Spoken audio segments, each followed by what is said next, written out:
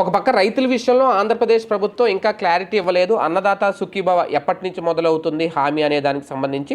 పైగా జనవరి 1వ తేదీన చంద్రబాబు నాయుడు గారు చేసిన ప్రకటన, కీలక ప్రకటన చూసుకుంటే కనుక ఇప్పుడు మొత్తం అప్పుల పాలైపోయింది, రాష్ట్రం సర్వనాశనం అయిపోయింది, ఇప్పుడున్న పరిస్థితుల్లో హామీలు నెరవేర్చడం కష్టం అన్నట్టుగా ఆయన మాట్లాడారు. మరోపక్క కేంద్ర ప్రభుత్వం మాత్రం రైతుల కోసం చేయాలి అనుకున్నది చేసేస్తుంది. ఇప్పటికే పీఎం కిసాన్ యోజనకు సంబంధించి కేంద్ర ప్రభుత్వం రైతులకు 6,000 రూపాయలు నేరుగా రైతుల ఖాతాలో ఇస్తుంది.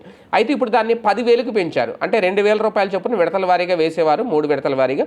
ఇప్పుడు 5 విడతల్లో పడబోతున్నాయి. అంటే మొత్తం 10,000 రూపాయలు వాళ్ళ ఖాతాలో పడతాయి. అయితే ఇక్కడ కీలకమైన అంశం ఏంటి అంటే ఇప్పటికే అన్నదాత సుఖీభవ 20,000 రూపాయలు ఇస్తామని రాష్ట్ర ప్రభుత్వం ప్రకటించింది ఎన్నికలకు ముందు.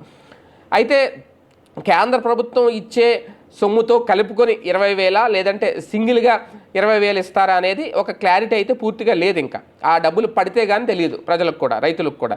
అదే కనుక జరిగితే 20,000 నేరుగా రాష్ట్ర ప్రభుత్వం ఇస్తాను అంటే 30,000 రూపాయలు ఇప్పుడు రైతుకి లబ్ధి చేకూరుద్ది. అదే లేదు కేంద్ర ప్రభుత్వంతో ఇచ్చే సొమ్ముతో కలుపుకుని అంటే కనుక 10,000 రూపాయలు భారం రాష్ట్ర ప్రభుత్వానికి తగ్గుద్ది ఇప్పుడు తాజాగా కేంద్ర ప్రభుత్వం తీసుకున్న నిర్ణయంతో. అదే కనుక జరిగితే రైతులకు ఇస్తానన్న హామీ నిలబెట్టుకున్నట్టు అవుతుంది. అలాగే రాష్ట్ర ప్రభుత్వానికి కూడా కాస్తంత ఊరటైతే లభిస్తుంది.